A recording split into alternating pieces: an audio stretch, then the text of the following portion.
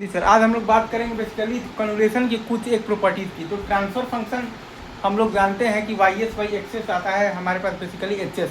तो Y S हमारे पास आता है एक्सेस इंटू एच एस।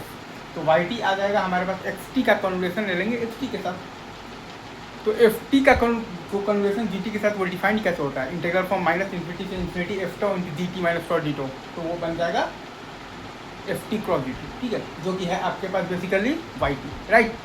अब इसमें प्रॉपर्टी ये है कि कम्यूटेटिव मतलब प्रॉपर्टी वैलिड होता है, एसोसिएटिव वैलिड होता है और डिस्ट्रीब्यूटिव वैलिड होता है। कॉन्स्टेंट बाहर निकालना, वो सारी चीज़ें चलती हैं, राइट।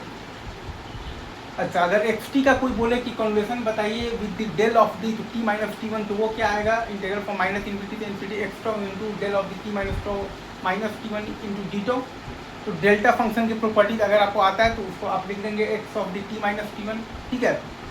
तो वैसे ही हमारे पास एक्स टी का डेल्टी के साथ कन्वोल्यूशन क्या आ जाएगा, एक्स टी टी ही मतलब ये आएगा, एक्स टी ही मतलब ये आएगा, राइट, एक्स टी ही आएगा, राइट। अब आ जाइए आप बेसिकली इंटीग्रेशन प्रॉपर्टी पर। तो I of D of Y T चलिए ये तो बहुत बेसिक है।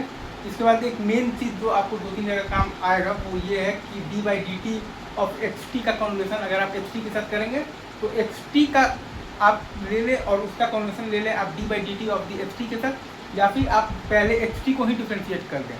तो D x T by D T का कन्वोल्यूशन आप ले लें बेसिकली एक्स टी के साथ, तो दोनों एक ही बात है, ठीक है। अब एक प्रॉपर्टी ये है कि अगर x1 टी में t1 का डिले किए, x2 टी में t2 का डिले किए, तो y टी में t1 का c2 का डिले होगा। अगर x1 में at कर दिए, x2 में at कर दिए, तो फाइनल आंसर में 1 by mod a into Y at हो जाएगा।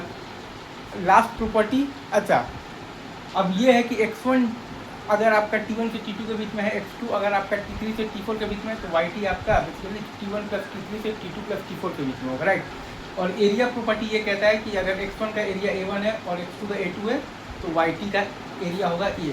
जैसा कि मैंने यहाँ पर दो ग्राफ बना रखा है, a1 t1 a2 t2।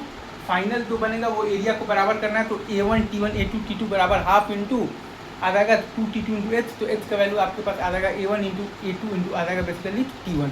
Area बराबर करना है और बाकी हम जानते हैं कि t1 प्लस जो t3 से लेकर आता है हमारे पास t2 प्लस t4 तक, मतलब कि 0 से t1 प्लस t2 तक, इतना ही होता है पूरा का पूरा कॉन्वोल्यूशन, ठीक है।